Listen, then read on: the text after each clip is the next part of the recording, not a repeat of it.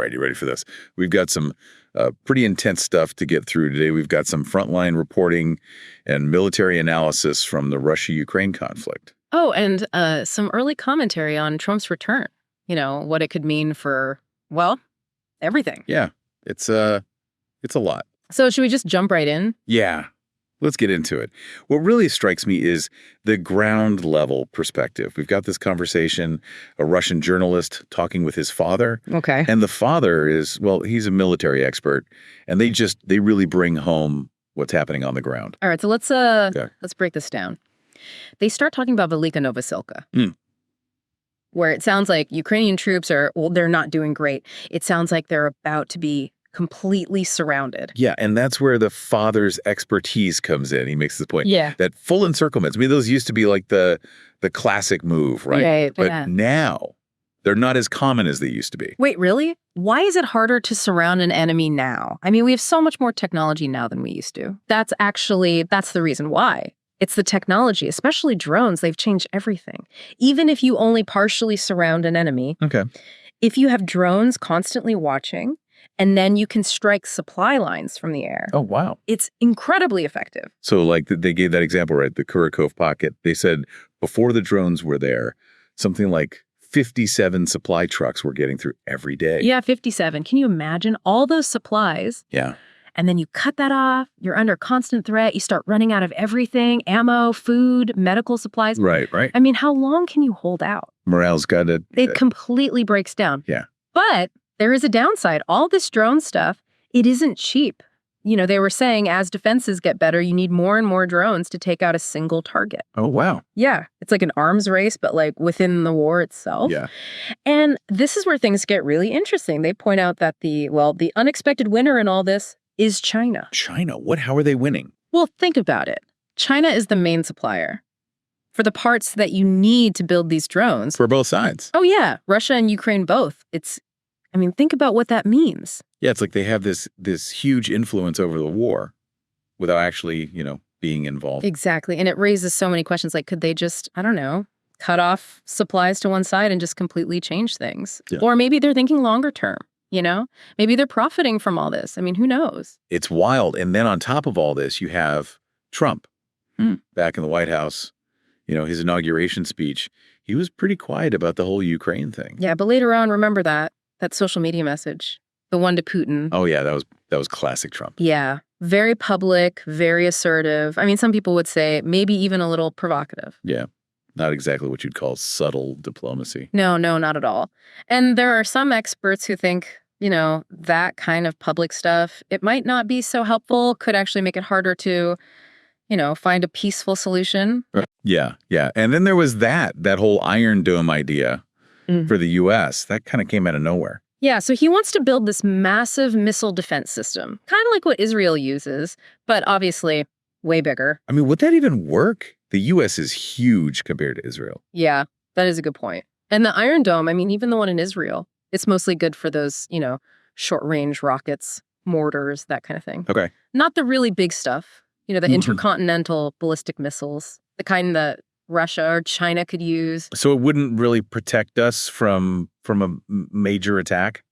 Not really, no. Not the way Trump makes it sound. And some people even say building something like that, even if it did work, it might actually be, kind of dangerous. Really? Why?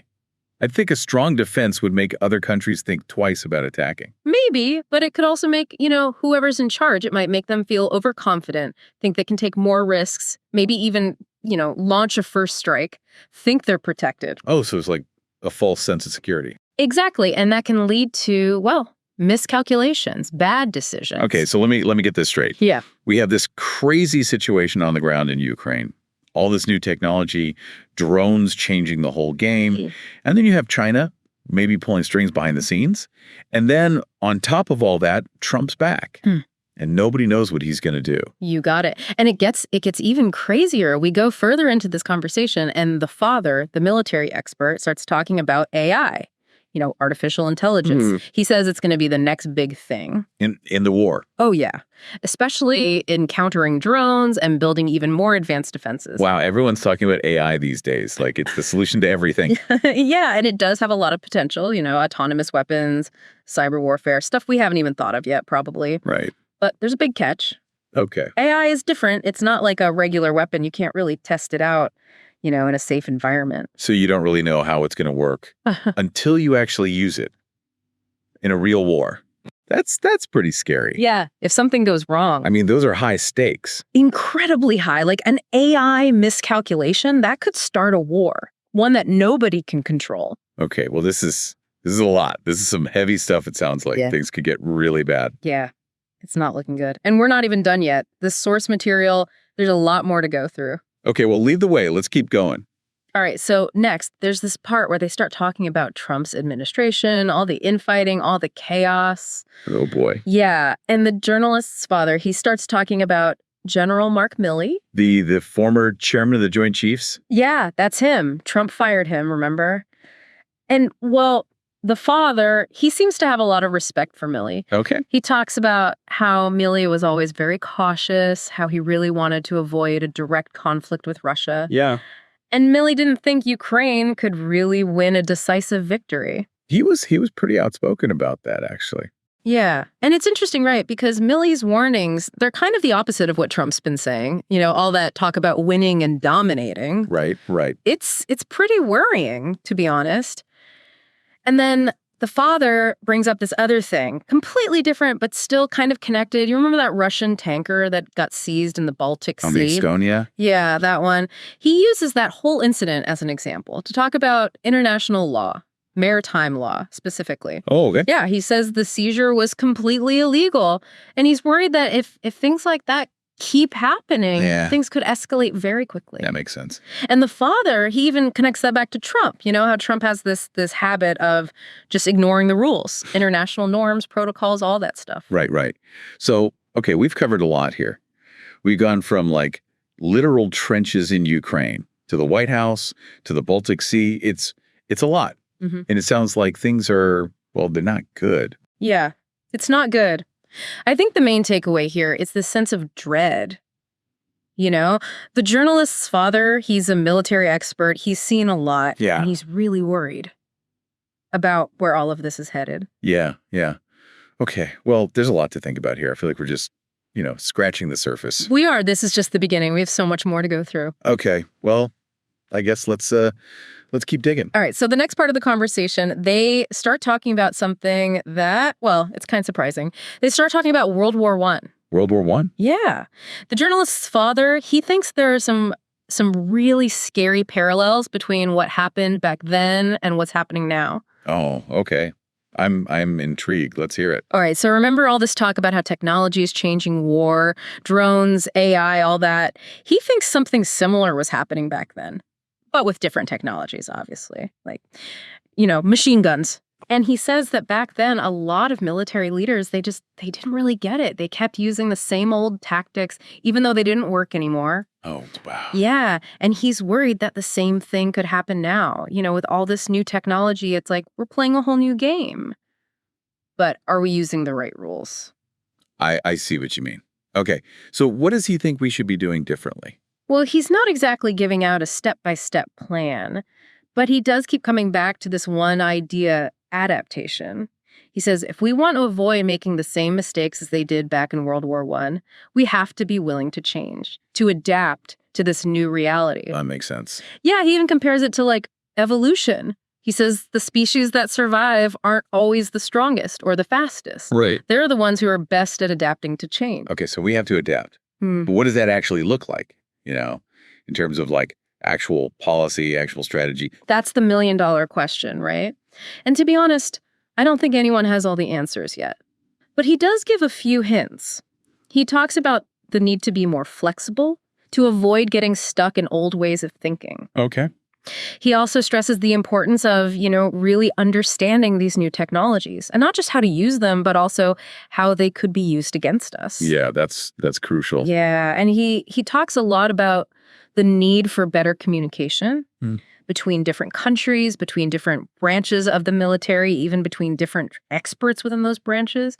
He says we need to break down these silos, if we want to have any hope of staying ahead of the curve. Yeah, I mean, that makes sense. You can't really adapt if you're not talking to each other. Exactly. And that's what worries him the most, I think. He sees all this division, all this mistrust, and he's worried that it's going to paralyze us. Yeah. Prevent us from making the changes we need to make. Yeah.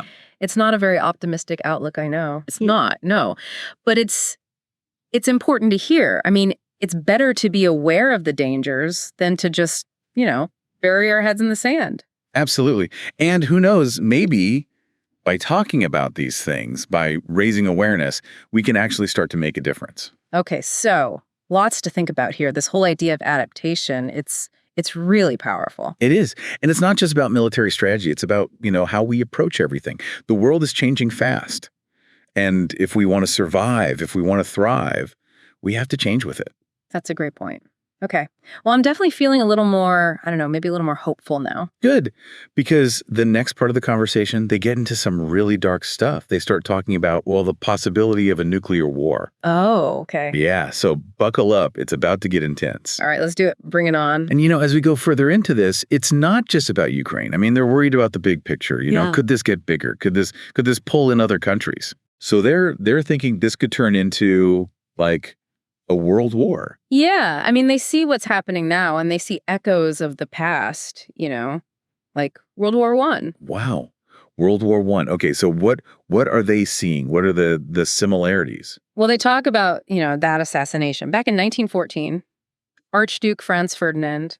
Oh, right. And how that it set off this whole chain reaction. Alliances, miscalculations, and boom, suddenly you have a world war. Yeah. And they're saying, we could be in a similar situation now, where one little spark, one wrong move, it could all just explode. And they think Trump, I mean, he's a wild card, right? Always acting impulsively, ignoring all the diplomatic rules. And he's always making these provocative statements. Right. And that kind of behavior just makes it more likely that somebody somewhere is going to miscalculate. Yeah, it's like if you're constantly pushing each other, testing each other, sooner or later, somebody's going to go too far. Exactly. And they keep coming back to Milley, Trump firing him. They think that was a huge mistake. They saw Milley as the adult in the room. Right. He knew this stuff was dangerous. He wanted to avoid a direct fight with Russia. And Trump just gets rid of him. They really think highly of Milley, don't they? Yeah, they do. Yeah. They say he was cautious and he really wanted to avoid a direct confrontation. And they see Trump as, the opposite. All that talk about winning and dominating, they think that's, it's dangerous. Yeah, it's almost like they're saying Trump is more likely to start a war than to prevent one. Yeah, I mean, they don't say it directly, but that's definitely the vibe I'm getting. And it gets worse. They say Trump's whole thing about building up the military, spending all that money on new weapons. Yeah. They think that could actually backfire, make the world more dangerous, not less. Wait, how does that work? Yeah. How does being stronger make you less safe? Well, they say it creates this what they call a security dilemma. Right. So one country builds up its military, right? And then all the other countries, they get scared. So they build up their militaries too. Oh, so it just keeps escalating. Yeah, it's like an arms race. Yeah. And everybody ends up less safe because everyone's more scared and more heavily armed. And they think Trump's pushing us in that direction, with that whole Iron Dome thing and all the other spending he wants to do. So they're not big fans of that plan. Not really. They think it's the wrong approach. So what do they think the right approach is? Well, again, they don't have a perfect solution, but they keep coming back to diplomacy, talking to your enemies, trying to find common ground, trying to calm things down instead of making them worse. Okay, so less fighting, more talking. Exactly. They think that's the only way to keep things from, really blowing up. Okay, that makes sense. Yeah. We've talked a lot about, the military stuff and the politics. Yeah. But what about the people? Mm. The ones who are actually fighting and dying in this war? Yeah, you're right. That's important. And the journalist, his father, they don't, dwell on it, but they do acknowledge it. The suffering on both sides, the young guys getting sent off to fight, the families being torn apart, whole communities being destroyed. Yeah. It's easy to forget that. when you're talking about the big picture. It is, yeah. And they're pretty critical of the leaders, Yeah. on both sides, the ones who are sending these young men to die. Yeah. They say it's easy to talk tough about war when you're not the one who has to, actually fight it. Yeah. They're not pulling any punches. Nope. And they even say, to us, the listeners, they say, don't forget about the people. Don't forget about the human cost. That's a good reminder. Okay, so we've covered the military stuff, the political side, the human cost. Mhm. What else? What else jumps out at you from this conversation?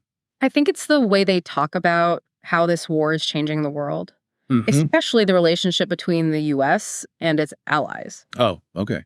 Interesting. What are they saying? Well, they're saying that this conflict, it's showing the cracks in that alliance. The one between the U.S. and Europe. Okay. The European countries, they're starting to wonder if they can really count on the U.S. anymore. Yeah, I mean, after Trump and all that America First stuff, Yeah. I can see why they'd be worried. Exactly. And they bring up that incident with the Russian tanker, the one that got seized in the Baltic Sea. Right.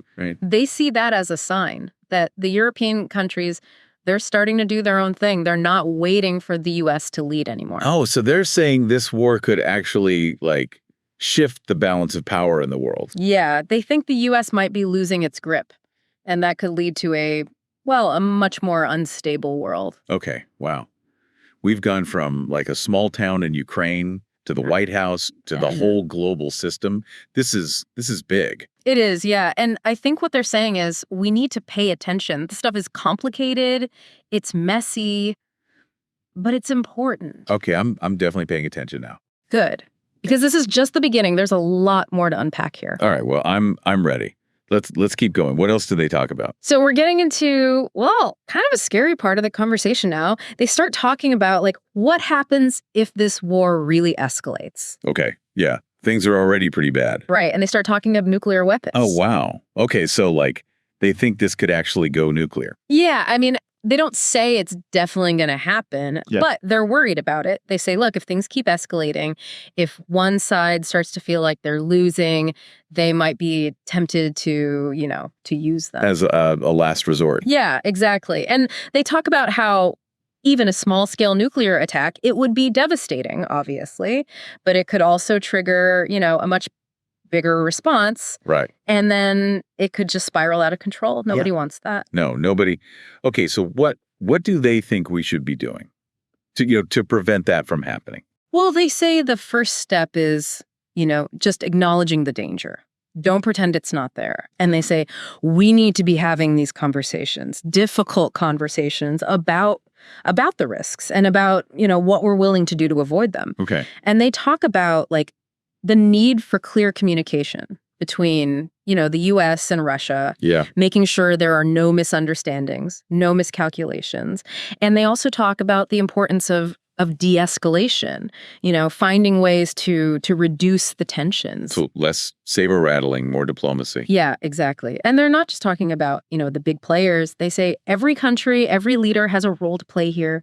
We all need to be working towards peace, not towards, more conflict. Yeah, that makes sense. It's like we're all in this together. Okay. Well, this has been a lot. It has, yeah. But I think it's been a really important conversation, to have. I agree. And I think the journalist and his father, they would agree too. Yeah. I think what they're trying to do is wake people up, make them see how dangerous this situation really is and to, encourage them to do something about it. To not just, sit back and let it happen. Right. Because they say the future isn't set in stone. It's not predetermined. We still have a choice. We can choose peace, but we have to work for it. I like that. Yeah. We can choose peace. Yeah. Well, you've given us a lot to think about, a lot to worry about, frankly, but also maybe a little bit of hope. I hope so. I think that's what we all need right now, a little bit of hope. Well, thank you for taking us on this journey. It's been eye-opening, to say the least. It's been my pleasure. And to our listeners, thank you for sticking with us. We know this stuff can be heavy, but it's important. And we hope you'll keep thinking about it, keep talking about it, and most importantly, keep working for peace.